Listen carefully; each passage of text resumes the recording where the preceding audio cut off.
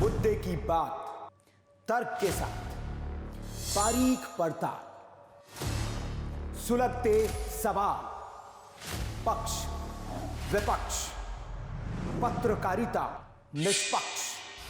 सबसे बड़ा सवाल देश का है। सवाल देश का है।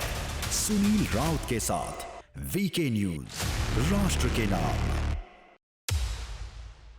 नमस्कार, आप देख रहे हैं वीके न्यूज। मैं हूं आपके साथ योगेश मिश्रा। बुलेटिन की शुरुआत करते हैं देश दुनिया की तमाम खबरों के साथ। हाथरस जिले में बीते दिन सीएम योगी का दौरा हुआ, जहां सीएम योगी ने विशाल जनसमूह को संबोधित किया। एक तरफ जहां सीएम योगी जनसमूह को संबोधित कर रहे थे, वहीं दूसरी तरफ जनसमूह के बीच नारी शक्ति वंदन स्लोगन की धज्जियां उड़ती दिखी। कार्यक्रम के दौरान दो बहनें मंच के सामने पहुंच गई और अपने किसी मामले को लेकर न्याय की गुहार लगाने लगी, जिसके बाद जैसे ही महिला मोर्चा की नगर अध्यक्ष सोनिया नारंग ने उन्हें चिल्लाते देखा तो उनका पारा चढ़ गया और अपने साथ कई पदाधिकारियों को लेकर दोनों पीड़ितों पर वह टूट पड़ी और दोनों बहनों को जमकर मारते पीटते हुए सीएम के मंच से दूर ले गई। सीएम योगी कार्यक्रम में हुई इस तरह की घटना सोशल मीडिया पर वायरल है, जिसके बाद विपक्ष को भी सरकार पर निशाना साधने का मौका मिल गया। अरे यहाँ पे क्यों आई है?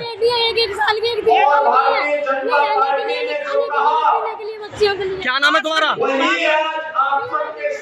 नाम क्या है तुम्हारा? कहाँ रहती हो? नगला कृपा।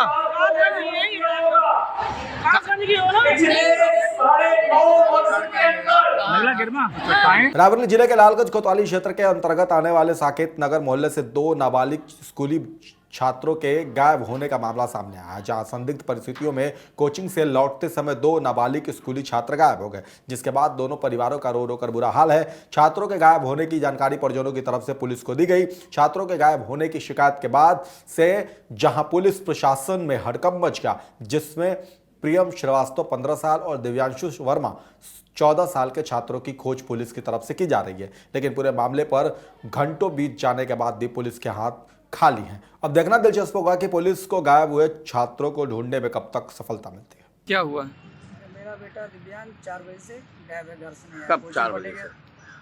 19 तारीख से, 19/10/2023। क्या हुआ? पुलिस को सूचना दी है? हाँ, पुलिस ने तहरीर दी है, पुलिस अपना काम कर रही है। कराना है कि थाना लालगंज क्षेत्र के प्रियम एवं दिव्यांश दो छात्र जो कक्षा 8 में पढ़ते थे, शाम को 4:30 बजे ट्यूशन पढ़ने के लिए घर से निकले, तब से नहीं मिले। घर के वालों ने थाने पर आकर के तहरीर दिया, जिस पर सुसंगत धाराओं में अभियोग पंजीकृत करके बच्चों को ढूंढने के लिए सोशल मीडिया से लेकर के हर क्षेत्र में लगे हुए हैं। आवश्यक कार्रवाई की जा रही है। लाइन ऑर्डर की कोई समस्या नहीं है। फर्रुखाबाद जिले के संसदीय क्षेत्र से भाजपा सांसद मुकेश राजपूत और भाजपा जिलाध्यक्ष रूपेश गुप्ता ने जिला अस्पताल लोहिया अस्पताल में पहुंचकर औचक निरीक्षण किया। निरीक्षण के दौरान सीएमएस और डायलिसिस यूनिट प्रभारी के बीच हुई तकरार खुलकर सामने आई। इसके साथ ही जिलाध्यक्ष ने डायलिसिस प्रभारी को रजिस्टर मेंटेन नहीं करने पर फटकार लगा दी और सांसद ने मरीजों को जरूरत के हिसाब से सरकारी दवाइयां उपलब्ध कराने की बात कही। इसी बीच सांसद ने कहा कि डीएम से बात कर जिला अस्पताल लोहिया के प्रतिदिन निरीक्षण के लिए अधिकारी नियुक्त कराएंगे। इसके साथ ही सांसद मुकेश राजपूत और जिलाध्यक्ष रूपेश गुप्ता को निरीक्षण के दौरान इमरजेंसी वार्ड में अंधेरा पसरा मिला, जिसके बाद उनके आने पर आनन फानन में लाइट चलाई गई। अपने औचक निरीक्षण के बाद दोनों ने पत्रकारों से भी बात की। अस्पताल में किसी जगह देखो तो खामियां तो दिखाई देती है, लेकिन उन खामियों को ठीक कराने के लिए हम बराबर अधिकारियों से भी निरंतर कहा है कि अधिकारी भी इसमें अपना निरीक्षण करते रहेंगे। सीएस साहब से भी बात हुई और मैंने तो एक दिन डीएम साहब से भी कहा है कि इसमें किसी न किसी मजिस्ट्रेट का भी एक लगा दी कि सुबह शाम किसी न किसी समय एक हमारा मजिस्ट्रेट भी एक नोडल अधिकारी टाइप से वो एक बार सुबह शाम निरीक्षण कर ले, क्योंकि जिस तरह से आप लोगों के माध्यम से ज्ञात होता रहता है कि आज ये कमी आज वो कमी, तो उन कमियों को मैं चाहता हूँ कि यहाँ जन समस्याएं जो भी पेशेंट हैं, जो भी सरकार की मंशा है कि हम हर पेशेंट को निःशुल्क इलाज देंगे और दवाएं हैं उन्हें जो भी चाहे डायलिसिस है चाहे उनका सिटी स्कैन है हम निःशुल्क कराएंगे। देश भर में कई बार इस तरह की तस्वीरें आम हो गई है, जहां धार्मिक मंच पर अक्सर अश्लीलता का परोसना आम बात हो गई है। ऐसा ही मामला सहारनपुर जिले से सामने आया है, जहां रामलीला कमेटी की तरफ से रामलीला जैसे पवित्र मंच पर अश्लीलता परोसी जा रही थी। पूरे मामले में हिंदू योद्धा परिवार के सदस्यों की तरफ से रामलीला में इस तरह की घटना का पुरजोर विरोध किया गया। इसके साथ ही संस्थान के कार्यकर्ताओं के तरफ से विरोध करते हुए धार्मिक मंच पर अश्लीलता फैलाने के मामले में डीएम कार्यालय पहुंचकर ज्ञापन दिया गया और कमेटी के खिलाफ जांच की मांग के साथ धार्मिक मंचों पर फिल्मी गीतों के इस्तेमाल न करने की मांग की गई। आज हम हिंदू परिवार के जो साथी यहाँ पर डीएम साहब के पास आए हैं, जो डीएम साहब अपने सहारनपुर से हैं। आज हम मुख्यमंत्री अगर योगी आदित्यनाथ जी उनको ज्ञापन देने के लिए आए हैं कि लगातार जो है धार्मिक स्थलों पर और रामलीला पर अश्लीलता जो है बेवजह जो है फैलाई जा रही है, परोसी जा रही है लोगों को। इसके संदर्भ में हमने अभी 10 दिन पहले 15 दिन पहले एक डीएम साहब को ज्ञापन दिया था, जिसमें हमने उनको अवगत करवाया था कि रामलीला मंचों पर इस तरह की चीजें ना हो, जहां पर अश्लील नृत्य और फिल्मी गीतों का यूज ना हो। लेकिन उसके बाद भी इस चीज का चाल चलन जो है लगातार चल रहा है और ज्यादा तेजी से बढ़ गया है। जबकि डीएम साहब की बैठक में ये कहा गया था कि ये ऑर्डर दिए गए थे कि किसी को भी इस तरह का क्या नाम अश्लीलता परोसने का जो है कार्य ना किया जाए बिल्कुल भी। और जो मुख्यमंत्री हमारे योगी आदित्यनाथ जी हैं, उनके द्वारा भी एक बैठक में कहा गया है कि कहीं पर भी अश्लील गीतों का अश्लील नृत्य न प्रयोग हो। जालौन जिले के कोंच कोतवाली क्षेत्र के जयप्रकाश नगर से सांप्रदायिक सौहार्द बिगाड़ने का मामला सामने आया, जहां अराजक तत्वों की तरफ से शहर का माहौल बिगाड़ने की कोशिश की गई, जिसमें नवरात्रि के पर्व को हर्षोल्लास से मनाने के लिए देवी प्रतिमा लगाई गई थी, जिसमें शरारती तत्वों की तरफ से पंडाल में आरती के दौरान मछलियां फेंकी गई, जिसके बाद इलाके का माहौल तनावपूर्ण हो गया। मामले की सूचना पर पुलिस की तरफ से इलाके में पुलिस बल तैनात कर दिया गया है और पुलिस ने घटनास्थल का जायजा लेते हुए अराजक तत्वों के खिलाफ कार्रवाई शुरू कर दी है। ये कोंच कस्बे का कोंच कोतवाली क्षेत्र का मामला है, जिसमें एक नाबालिग बच्चे ने जिसको एक्वेरियम में जो मछलियां पाला था उनमें कुछ मछलियां मर गई थी, तो जाके उसने छत से मछलियों को फेंका जो मरी हुई मछलियां थी। कुछ मछलियां वहीं नाली में गिरी, कुछ मछलियां जो पंडाल था उस पर आके गिर गई, जिसको लेके लोगों में रोष था। मगर बाद में जब उनको हकीकत पता चली कि ऐसा ऐसा हुआ, तो उस बात में हकीकत पता चली तो उसमें दोनों पक्ष बैठ के पुलिस तत्काल मौके पे पहुंच गई थी और जो आगे की विधिक कार्रवाई है पुलिस द्वारा की जा रही है।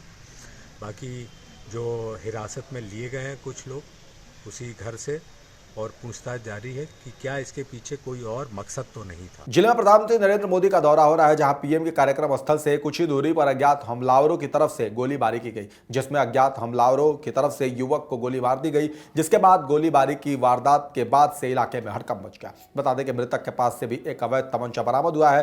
स्थानीय लोगों ने घटना की सूचना पुलिस को दी, जिसके बाद वारदात की जगह पहुंची पुलिस ने युवक के शव को कब्जे में लेकर पोस्टमार्टम के लिए भेज दिया और पुलिस की तरफ से आगे कार्रवाई की जा रही है। भैया यहाँ पे तकरीबन 12 बजे के आसपास की घटना है। एक कोई बुलेट सवार था जो फोन में बात करते हुए जा रहा था जी, तो पीछे से 2-3 लोग आए जी, तो उन्होंने उसके एक गोली तो पीछे से मारी, तो जैसे उसके एक गोली लगी उसने तुरंत अपनी बुलेट रोक के साइड में लगाई और तो नीचे गिर गया वो। क्या कारण हो सकते हैं लड़ाई के, कुछ कह सकते हैं इसमें आप? देखिए इसमें तो कुछ नहीं कह सकते क्योंकि मारने वाले बाहर के थे, मरने वाले बाहर का था। लगभग कितनी गोली मारी है? लगभग 5 से 6 गोली बताया गया है। जो लोग मौजूद थे हम देख रहे थे कि 5-6 गोली मारने वाले कितने लोग शामिल थे? बताया गया कि 3 लोग थे। क्या वो नकाबपोश थे? नहीं, वो जो गमछा डालते हैं गमछा मतलब नकाबपोश समझ लो आप, ये गमछा लेके मुंह पे चले गए, आप उस तरह समझ सकते हैं। आप क्षेत्र के सभासद हैं, आप आए दिन यहाँ पे हत्याएं हो रही हैं, इस पे क्या कहेंगे? देखिए योगी जी की सरकार है, मैं तो कहूँ जिनको पता चला चाहिए किसने मारा उनके घर पर निकालना चाहिए योगी जी को। झांसी जिले में सत्ता के नशे में अंधे हुए विधायक जवाहरलाल राजपूत के बेटे राहुल राजपूत की दबंगई का वीडियो सोशल मीडिया पर जमकर वायरल हुआ था, जिसमें बीते दिन बालू घाट पहुंचकर टोकन का कैश लूटने और कर्मचारियों से मारपीट के आरोप लगने के बाद राहुल को थाने लाया गया, तो थाने में भी विधायक के बेटे ने अभद्रता की थी, जिसके बाद पूरे मामले पर पुलिस की तरफ से कार्रवाई की गई, जिसमें पुलिस की तरफ से कार्रवाई करते हुए राहुल राजपूत और उनके साथियों के खिलाफ मामला दर्ज करते हुए कार्रवाई की जा रही है। पूछताछ हेतु थाने पर लाया गया था और थाने पर जो दूसरी पार्टी है जिनके द्वारा खनन कराने की बात थी, वो लोग भी आ गए थे, जिनके साथ इन लोगों के द्वारा मारपीट की गई थी। वो दोनों संबंधी निकले, किसी कारण से उन लोगों ने कोई तहरीर नहीं दी जिनके साथ इनके विधायक के बेटे के द्वारा मारपीट की गई थी। तहरीर न देने के कारण कोई उनके द्वारा अभियोग पंजीकृत नहीं कराया गया था। जैसा कि आप बता रहे हैं, वीडियो वायरल हो रहा है। जब थानाध्यक्ष ककरवई ने ये कहा कि भाई जब अगर किसी के द्वारा अवैध खनन किया जा रहा था तो आपको संबंधित अधिकारी से शिकायत करनी चाहिए थी। इस बात पर उत्तेजित होकर के विधायक के बेटे ने इस ढंग से बदतमीजी और अभद्रता थानाध्यक्ष के साथ की है, जिसके संबंध में उचित धाराओं में राहुल राजपूत तथा उनके साथियों के विरुद्ध अभियोग पंजीकृत करके अग्रिम वैधानिक कार्रवाई की जा रही है। कितने लोगों को? कुल 5 लोगों के विरुद्ध एफआईआर पंजीकृत की गई है। इस बुलेटिन में फिलहाल इतना ही। देश और दुनिया की तमाम खबरों के लिए देखते रहिए वीके न्यूज। नमस्कार। वीके न्यूज, राष्ट्र के नाम।